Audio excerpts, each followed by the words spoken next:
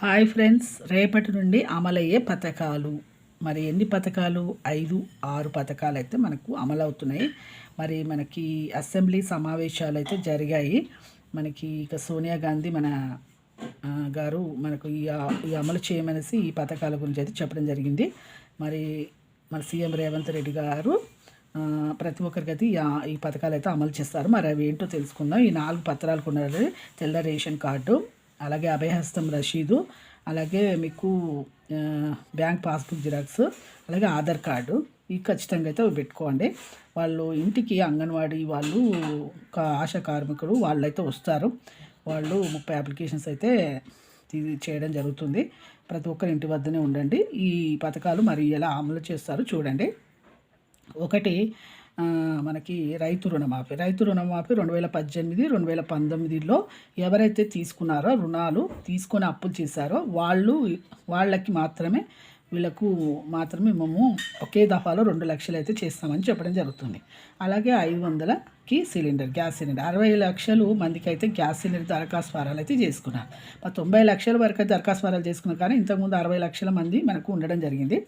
వాళ్ళు అది కూడా కులాల వారిగా, అంటే ఎస్సీ, ఎస్టీ, మైనారిటీ వర్గాల వారికి మొదటగా ఇచ్చి తర్వాత వాళ్ళకి అయిన తర్వాతనే మిగతా వాళ్లకు, బీసీ వాళ్ళకైతే ఇవ్వడం జరుగుతుంది. రైతు బంధు 3 నుంచి 6 ఎకరాల వరకు అయితే డబ్బులు అయితే అమౌంట్ అయితే పడతాయని చెప్పారు. అలాగే మహాలక్ష్మి స్కీమ్ 2500 రూపాయలు ఈ జనవరి 26ని విడుదలయ్యింది. మీకైతే ఇక మీ ఈ రసీదులు అయితే చూపించండి. 4 పత్రాలు మీ ఇంటి వద్దకు వస్తే మీకు అమల్లోకి అయితే వస్తాయి. అలాగే తెల్ల రేషన్ కార్డు అయితే ఖచ్చితంగా ఉండాలండి. అలాగే అంగన్వాడీ ఆశా కార్మికులు అయితే ఖచ్చితంగా మీ ఇంటికి అయితే రావడం జరుగుతుంది.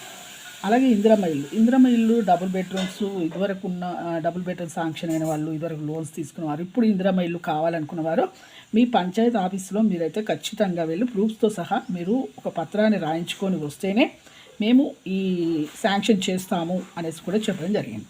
ఇలా రైతు రుణమాఫీ, 500 గ్యాస్ సిలిండర్, 90 లక్షల అప్లికేషన్ పెట్టుకున్నారు. 60 లక్షల మందికి దరఖాస్తు ఫారాలు చేసుకున్న వారికి, ఎస్సీ, ఎస్టీ కులాల వారికి, తర్వాత మైనార్టీ వర్గాల, తర్వాత బీసీ వర్గాలు, రైతు బంధు, మహాలక్ష్మి స్కీమ్, ఇలా ఇందిరమ్మ ఇల్లు చేయడం జరిగింది. రేషన్ కార్డు ఉండాలి, అలాగే ఆధార్ కార్డు, అభయహస్తం రసీదు, అలాగే ప్రతి ఒక్కరికి ఇంకా మీ బ్యాంక్ పాస్బుక్ అనేది ఉండాలి. వీళ్ళు పొదుపు సంఘాల వారు కానీ, అంగన్వాడీ వాళ్ళు కానీ వస్తారు.